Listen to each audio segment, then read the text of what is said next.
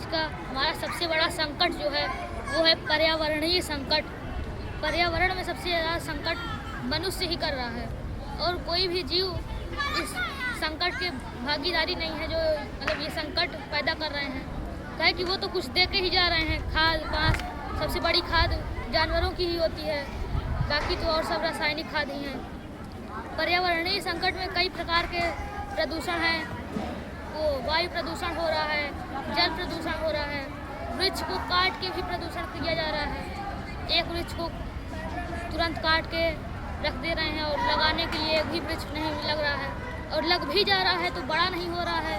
बड़ा करने में बहुत मेहनत करनी पड़ रही है।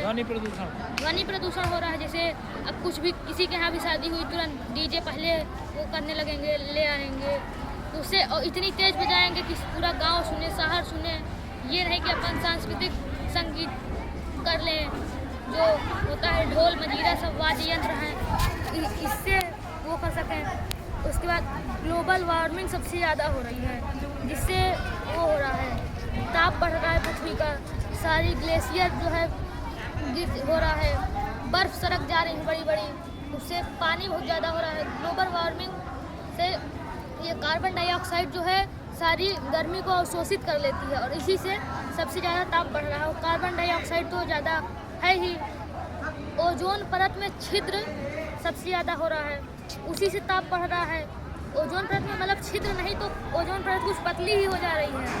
ओजोन परत का पतला होना क्लोरोफ्लोरोकार्बन का कारण है, और क्लोरोफ्लोरोकार्बन ये एसी है, गाड़ियों से निकल रहा है, जो पेट्रोल जलाए जा रहे हैं। सीएनजी सबसे बढ़िया वो है उसका फ्यूल, कि उसका उपयोग करें, मगर उसका नहीं करना है, दिखाना है कि हमारे पास पेट्रोल की गाड़ी है।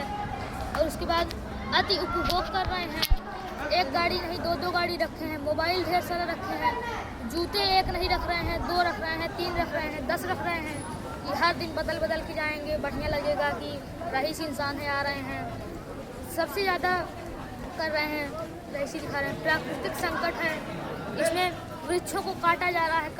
पानी जो है सब कहते हैं पानी भरा तो है महासागर में, कम कहाँ है, मगर वो पीने योग्य नहीं है ना। पानी माना जाता है तो पीने योग्य ही, तो उस पानी से हमें क्या लेना देना, वो तो खारा पानी है। जल ही सबसे कम है। मृदा संकट भी हो रहा है, मृदा में डाले जा रहे हैं खाद, प्राकृतिक खाद नहीं रासायनिक खाद।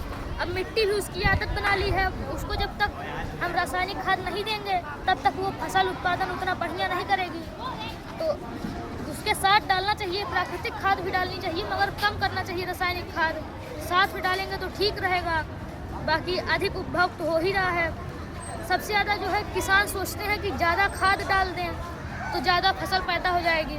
तो जब फसल पैदा हो तो जाएगी, मगर मिट्टी भी तो आदत डाल लेगी ना, अगले साल और ज़्यादा डालना पड़ेगा, 1 किलो और ज़्यादा डालें, फिर उसके बाद अगले साल फिर डालना पड़ेगा, तो उसको उतना ही बनाए रखें तो ठीक रहेगा।